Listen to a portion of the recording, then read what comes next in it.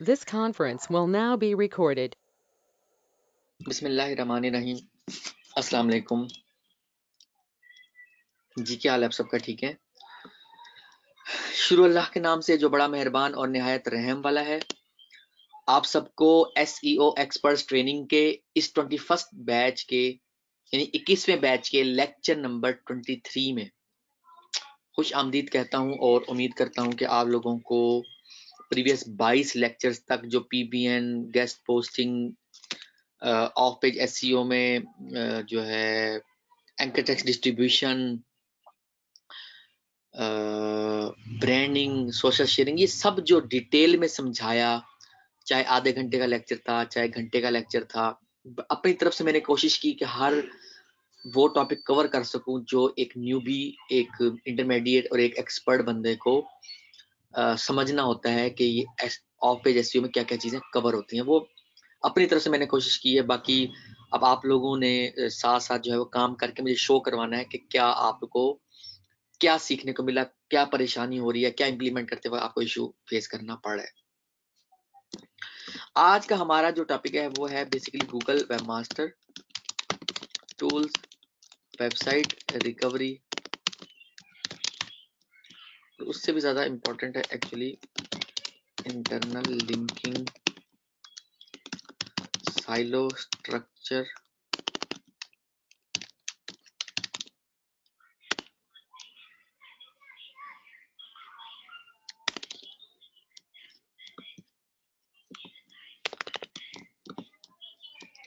Okay. Internal linking actually क्या होती है? फॉर एग्जांपल मैं अगर वेबसाइट की बात करूं,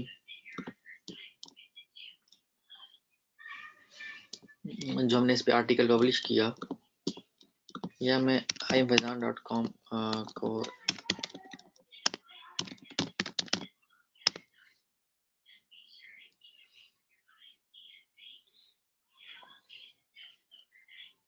ठीक है। अब ये इंटरनल लिंकिंग की बहुत ज्यादा अहमियत है, इंपॉर्टेंस है। अगर आप इंटरनल लिंकिंग आपको नहीं करना आती तो आप यकीन करो कि आप बहुत सारी ट्रैफिक को जाया कर रहे हो। एक्चुअली वो इंटरनल लिंकिंग क्या होती है, कैसे आपने प्रॉपरली करनी होती है। फॉर एग्जांपल मेरी एक पोस्ट है, how to make money through Fiverr, be your own boss.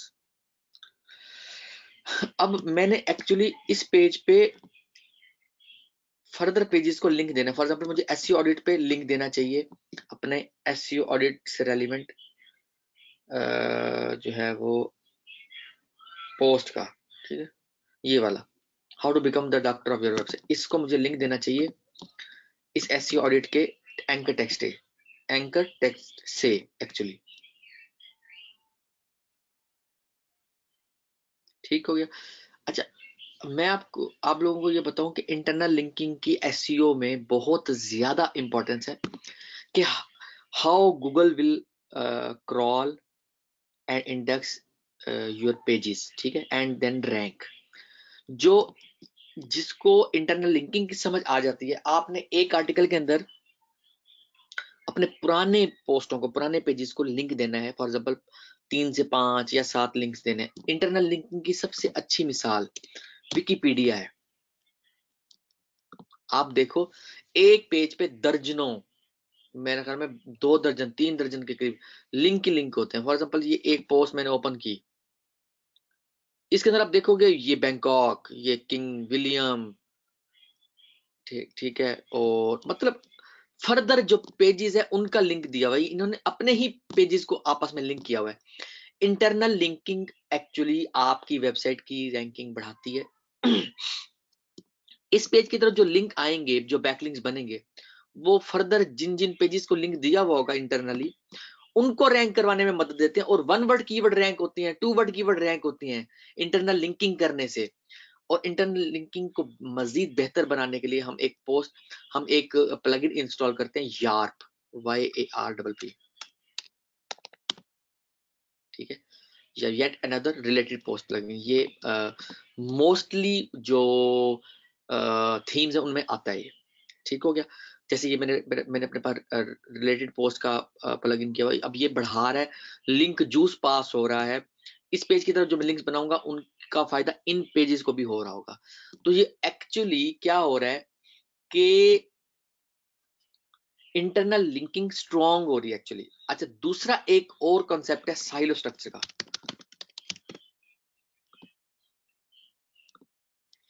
Silo structure क्या होता है? साइलो स्ट्रक्चर, अब आप ये पढ़ो उसको जरा।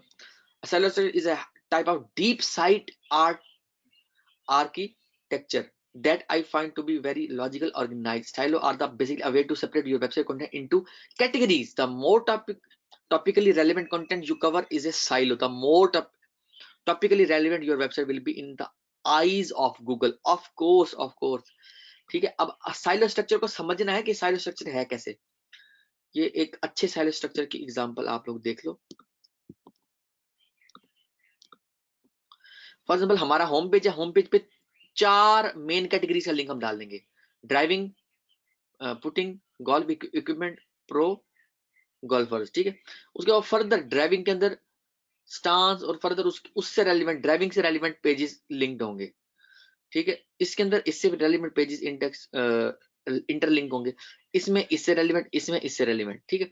यानी कि फॉर एग्जांपल होम पेज या होम पेज पे सिर्फ 4 लिंक मौजूद होंगे और लिंक नहीं होंगे। हर ये जो लिंक होगा आपस में लिंक कर रहा होगा।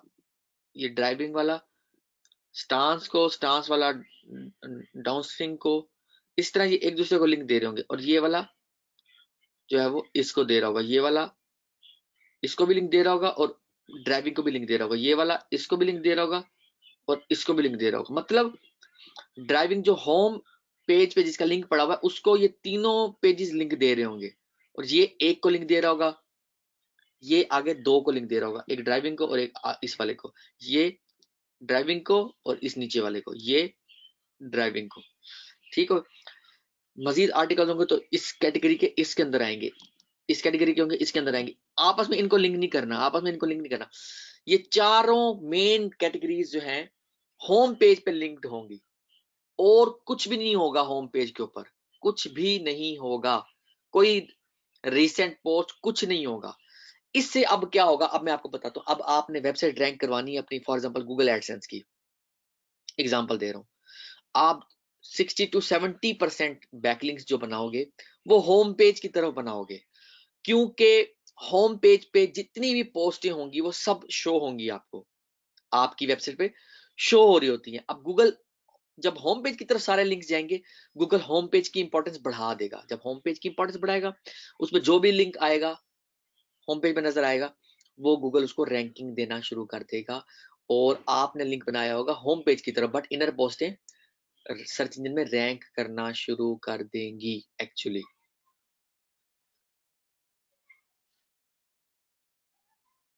अब फॉर एग्जांपल आप कहते हो कि मुझे कितने बैकलिंक्स बनाने हैं, आपने जहन में रखना है 100 बैकलिंक्स बनाने हैं आपने एक वेबसाइट की तरफ, एक होम पेज की तरफ। फॉर एग्जांपल उसी होम पेज पे आपने इंपॉर्टेंट अपने पेजेस की लिंक डाल देने हैं, वहीं से गूगल उठाएगा और जो है वो तमाम आर्टिकल्स को रैंक करना शुरू कर देगा। आपने चाहे आप एफिलिएट मार्केटिंग कर रहे हो यानी कि क्लिक बैंक कर रहे हो, चाहे आप अमेज़न कर रहे हो, चाहे आप गूगल एडसेंस कर रहे हो, ठीक है।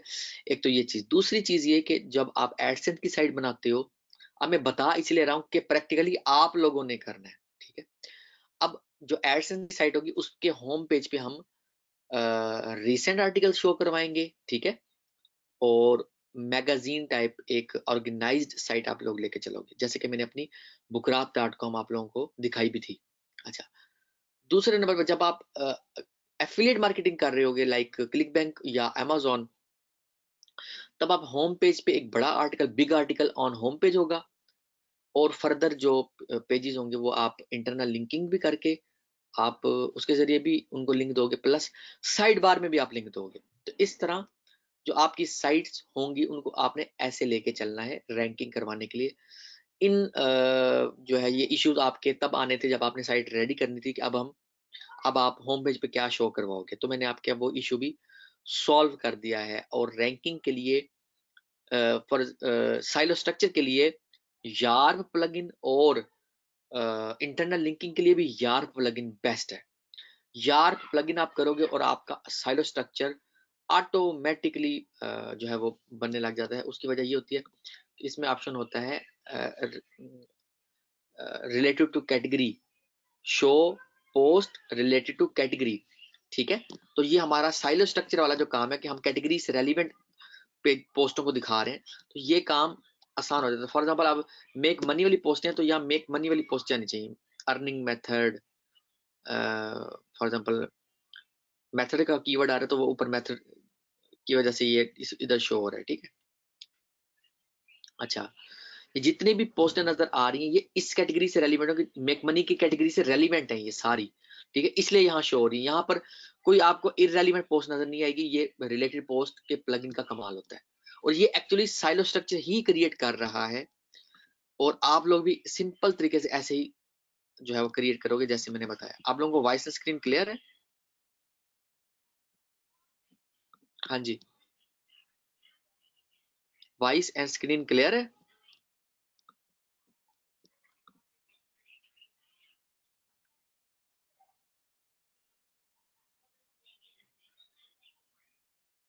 Okay fine. अच्छा जी, ठीक है। तो ये बेसिकली ये मेजर चीजें हैं, इनको आपने अंडरस्टैंड करना है, समझना है कि ये कैसे, साथ साथ आपने अप्लाई करना है एक्चुअली। ठीक हो गया? Okay fine. अच्छा जी, गूगल वेबमास्टर टूल्स ये क्या चीज है? एक्चुअली हमारी वेबसाइट का और जी, हमारी वेबसाइट का और गूगल का जो सेंट्रलाइज्ड सेटअप है, that thing is called basically Google webmaster tools. Google webmaster tools को अंडरस्टैंड करना बहुत जरूरी है।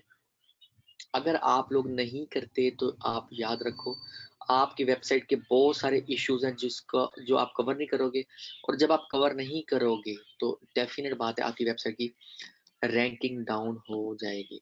तो webmaster, Google webmaster tool, actually इसमें आपने अपनी वेबसाइट को पहले वेरीफाई करवाना होता है।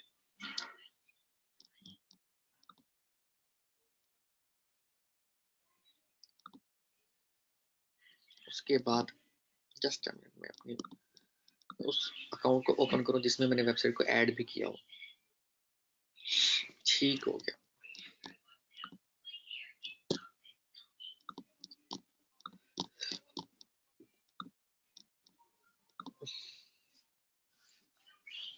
ओके, ये है जी गूगल वेबमास्टर टूल्स। ये बहुत जरूरी है जब आप एसईओ सीखते हो, एसईओ करते हो, तो गूगल वेबमास्टर टूल्स को समझना और गूगल वेबमास्टर टूल्स के साथ साथ अप टू डेट रहना।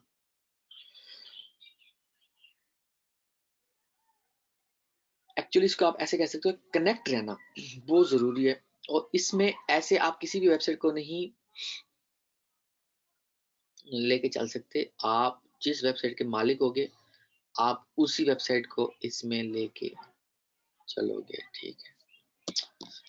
सबसे पहले यहाँ पर आपने अपनी वेबसाइट को ऐड करना है, ऐड प्रॉपर्टी में आके, ठीक है। आप यूआरएल प्रीफिक्स यहाँ पर आप अपनी वेबसाइट को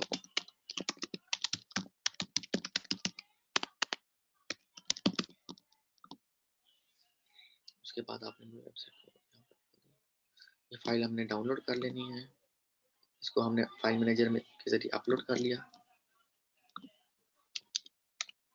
ठीक है।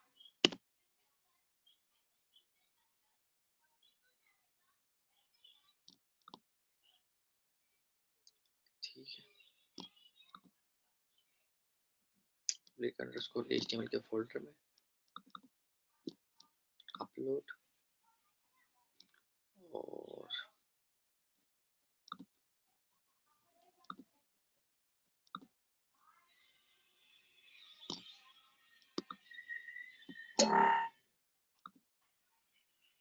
अच्छा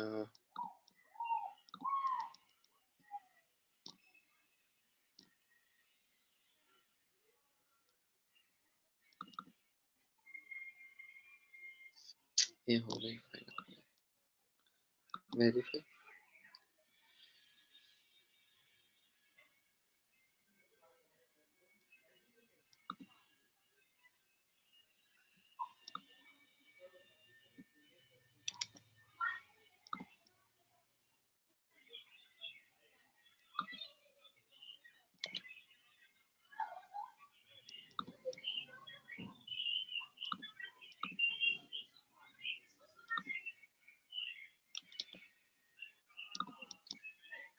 ये जो है ना, इसको टेक्स्ट का वर्ड खत्म करना है।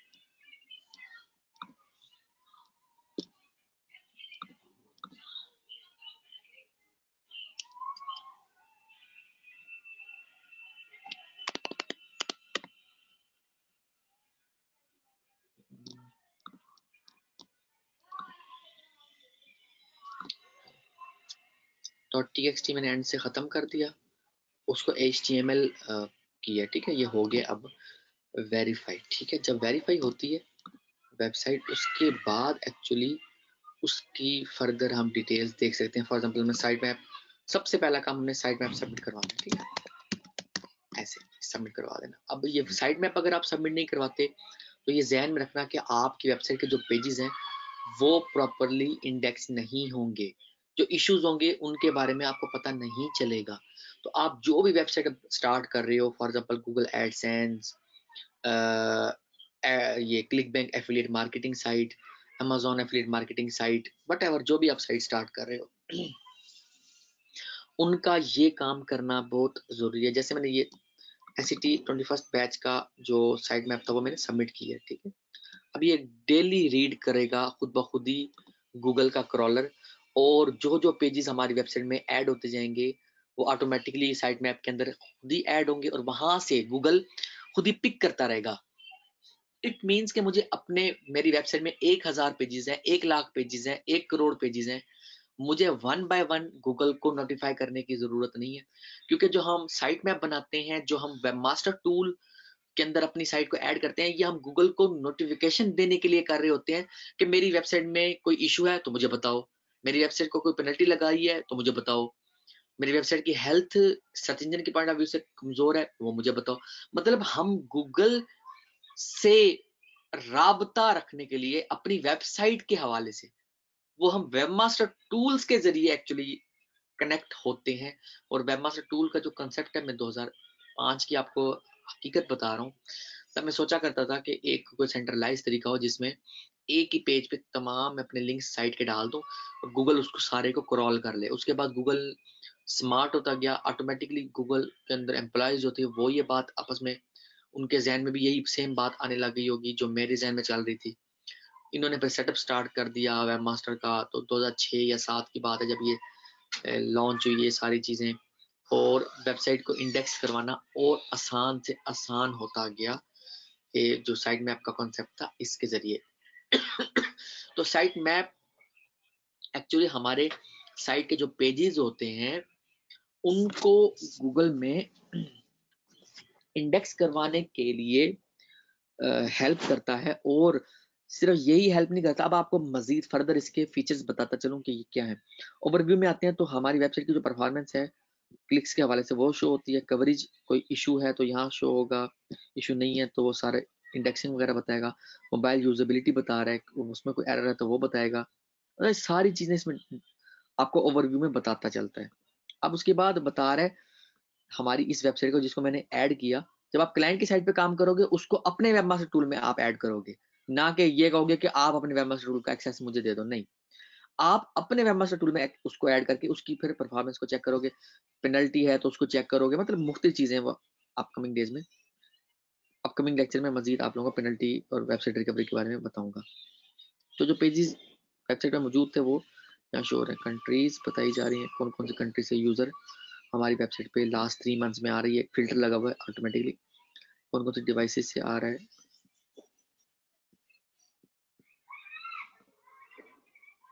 अगर किसी यूआरएल को हमने एज अ गूगल की निगाह से देखना तो यहाँ पर हम पुट कर सकते हैं। कवरेज बता रहा है कि कोई वार्निंग है तो यहाँ बताएगा, कोई इशू है तो हम उसको चेक करेंगे, फिक्स करेंगे, और फिर ऑप्शन आएगा मार्क एज फिक्स, वो करना पड़ेगा। क्योंकि अगर नहीं करेंगे, फॉर एग्जांपल हमारे कंपेटिटर समटाइम क्या करते हैं, 404 नॉट फाउंड पेजेस हमारी वेबसाइट की तरफ बना देते हैं। वो कैसे भला? फॉर एग्जांपल मेरी वेबसाइट है जी iamfaizan.com, इसका एक पेज एग्जिस्ट ही नहीं करता। फॉर एग्जांपल स्कूल, ये इंडेक्स ही ये एग्जिस्ट ही नहीं करता मेरी वेबसाइट में। फॉर एग्जांपल मेरा कंपेटिटर क्या करेगा, एक ऐसी यूआरएल रैंडमली जनरेट करेगा, खुद बनाएगा अपने पास नोटपैड में, और इसकी तरफ बैकलिंक बनाना शुरू कर देगा। अब गूगल क्या करेगा, गूगल समझेगा कि ये पेज जो है ना मेरी वेबसाइट में एग्जिस्ट करता है, गूगल इसको सर्च रिजल्ट में लाने की कोशिश करेगा, बट क्योंकि वो एग्जिस्ट ही नहीं करता तो वो 404 नॉट फाउंड पेज बन जाएगा। नॉट फाउंड पेज बनेगा तो मेरी वेबसाइट की रैंकिंग डाउन हो जाएगी। अब मुझे क्या करना है, मुझे इसको होम पेज पे रिडायरेक्ट करवाना चाहिए एक्चुअली। ठीक है, एक अच्छी एसईओ की एग्जांपल ये होती है कि जो वेबसाइट के अंदर आपके पेज एग्जिस्ट नहीं करता वो होम पेज पे आ जाए। अब ये आया होम पेज पे आया, ठीक है। अब ये ऐसे नहीं हुआ कि यहाँ पर आपको पेज नजर आ रहा हो, फॉर एग्जाम्पल ऐसे वाला, जैसे अभी ओपन किया स्कूल और यहाँ पे लिखा हुआ आ रहा हो 404 नॉट फाउंड, नहीं आ रहा ना। ये होम पेज पे रीडायरेक्ट हो रहा है क्योंकि मैंने बैक एंड पे प्लगइन किया हुआ है ऑल 404 एरर के नाम से प्लगइन। कौन सा? ऑल 404 एरर, ये प्लगइन मैंने किया हुआ है वर्डप्रेस के अंदर। ठीक है, ये प्लगइन क्या करता है, मेरे 404 नॉट फाउंड पेजेस का एरर ना आए, होम पेज पे रीडायरेक्ट कर देता है, जो कि बेस्ट एक एसईओ की स्ट्रेटेजी है एक्चुअली।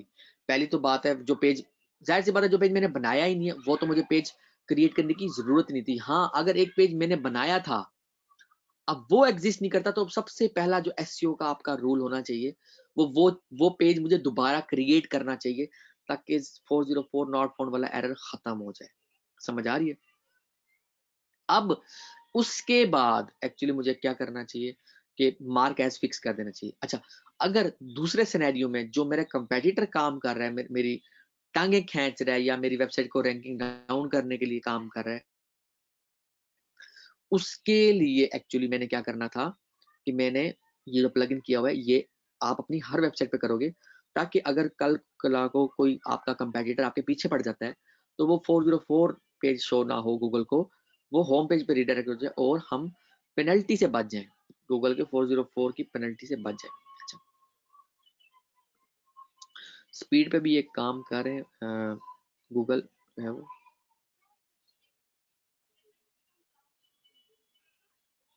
हमने थोड़ी देर पहले ही साइट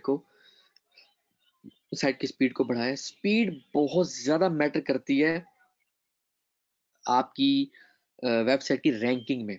अभी मैंने ये पहले था 34 था सीपीए के कोर्स में, मैंने आज के लेक्चर में सीपीए के लेक्चर में जब मैंने इस साइट को स्पीड टेस्ट करवाया ये 34 था। उसके बाद मैंने बैठ के थोड़ी सी सेटिंग्स की है, ये 97 पे आ गया। और ये बहुत जरूरी है कि 90 प्लस होना चाहिए, 85 से 90, कम से कम 85 होना चाहिए, वरना 90 प्लस होना ही चाहिए। ठीक है, एक अच्छी साइट की जो एक अच्छी साइट कंसीडर होती है वो 90 प्लस, 90 या 90 प्लस होती है। ठीक है, ये मोबाइल पे था, ये 99 दिखा रहा है डेस्कटॉप पे, ये तो आप देखो तो ये एक जबरदस्त स्पीड है। ठीक है, अल्हम्दुलिल्लाह।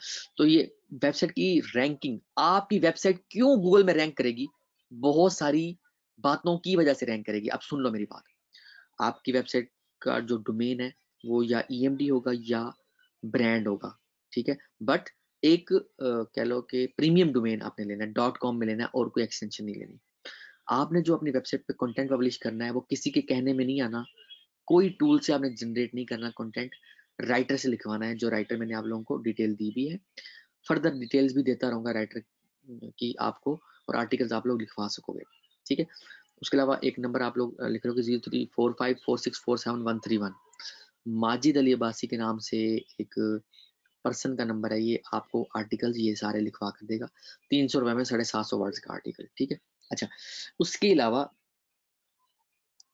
आपने आर्टिकल यूनिक डाला, डोमेन आपकी डॉट कॉम थी, आर्टिकल यूनिक डाला, आपने अपनी वेबसाइट की स्पीड बढ़ाई, स्पीड पे काम किया आपने, 404 नॉट फाउंड पेजेस को एरर को फिक्स किया, वेबसाइट के अंदर डाउन टाइम नहीं आना चाहिए, क्लाउड फ्लेयर कनेक्ट करके रखना है आप लोगों ने, आपकी जो थीम लगाया है वो स्पीडी हो, वेबसाइट की स्पीड पे आपने बहुत ज़्यादा ध्यान देना है।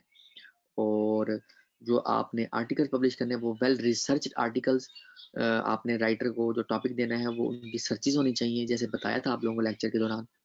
ठीक है, और ये जो चीज़ें उसके बाद जब आप ऑफ पेज करोगे, आप जिस साइट से लिंक ले रहे होगे उस वेबसाइट पे प्रॉपरली कंटेंट आप एक्चुअली पब्लिश करोगे, और वहां से उसके अंदर से जो है आप बैकलिंक लोगे तो वह कॉन्टेक्चुअल बैकलिंक भी कहलाएगा। और आपने कोशिश ये करनी है मोस्टली लिंक्स बनाने हैं नो एंकर पे। नो एंकर क्या होता है? नो एंकर ऐसे लिंक्स को कहते हैं जो इमेज इमेजेस बेस्ड लिंक होता है, यानी कि इमेज कोई एज अ टेक्स्ट तो गूगल की नजरों में नहीं जाता ना, इमेज का कोई टेक्स्ट तो नहीं होता, इमेज तो एक इमेज होती है। गूगल की नजरों में इमेज वाला जो लिंक होता है ना, वो एज अ नो एंकर जा रहा होता है, नो एंकर। अब नो एंकर जो लिंक होता है ना, उसकी बहुत ज्यादा अहमियत है गूगल की नजरों में। उसके अलावा डू फॉलो लिंक, आपके जो वेबसाइट है उसमें 50% से ज्यादा डू फॉलो लिंक्स आपने बनाने हैं, नो फॉलो पे कम फोकस करना है। मतलब ये सारी चीजें मेंटेन करके चलोगे आप, तो आपको डेफिनेटली आपकी वेबसाइट को की रैंकिंग में खतर खा आपको रिजल्ट इंशाल्लाह मिलेगा।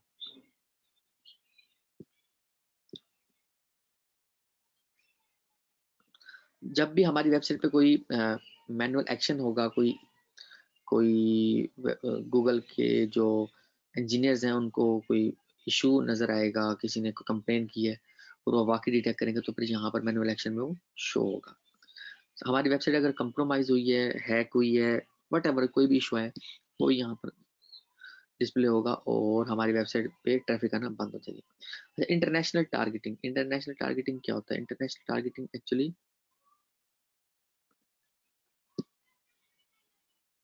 ये वही ऑप्शन है जिसके जरिए आप अपनी वेबसाइट की ये बताते हो कि कौन सी कंट्री के लिए एक्चुअली हमने वेबसाइट को जो है वो बनाया है। ठीक है, जो भी लिंक्स हम अपनी वेबसाइट की तरफ बना चुके होंगे वो यहाँ शो होंगे। लाइक अब इसमें क्योंकि ये वेबसाइट थोड़ी सी पुरानी है, तो ये ब्लॉग स्पॉट से इसको लिंक मिल रहा है। मैंने एक्चुअली ये साइट जो है वो स्टूडेंट्स को पहले भी ट्रेनिंग में दिखाई, तब मैंने जो है वो एक लिंक बना कर दिखाया, तो ये शो हो रहा है।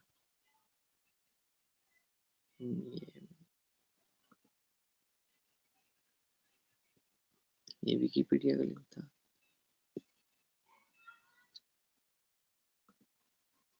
ये ट्राई मिनी का लिंक है। ठीक हो गया। ठीक है, इस तरह से ये लिंक्स बनाए थे तो वो लिंक्स यहाँ शो हो रहे हैं। मीन्स के गूगल वेबमास्टर टूल में आपको वो लिंक शो होते हैं जो आपकी वेबसाइट की तरफ या आपने बनाए होते हैं या कोई और किसी और ने आपको लिंक दिया होता है। पिनिंटरेस्ट से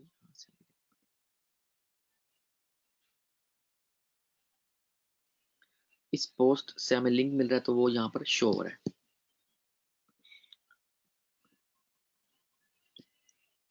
आपने इसको टाइम टू टाइम देखना होता है। एक्चुअली ये एसईओ ऑडिट भी कहलाता है।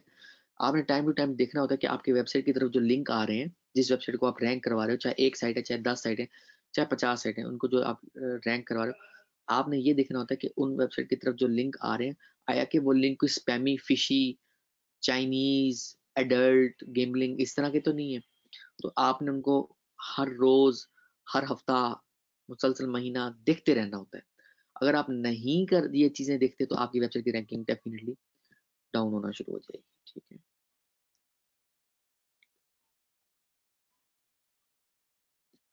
तो ये एक्चुअली ये सारा जो है ये वेबमास्टर टूल के ऑप्शंस है। ये बताना बहुत ज़रूरी थे एक वेबसाइट को जब आप लेके चलते हो। और ये जो काम आपने करना है वेबमास्टर टूल वाला, ये डेली बेसिस पे आपने अपनी वेबसाइट की परफॉर्मेंस को देखना होता है। आज के लिए इतना ही। अपना बहुत ख्याल रखिएगा, दुआ में याद रखिएगा और इंशाल्लाह जो नेक्स्ट लेक्चर होगा उसमें हम वेबसाइट रिकवरी पे बात करेंगे। ओके जी, ओके, अल्लाह हाफिज़।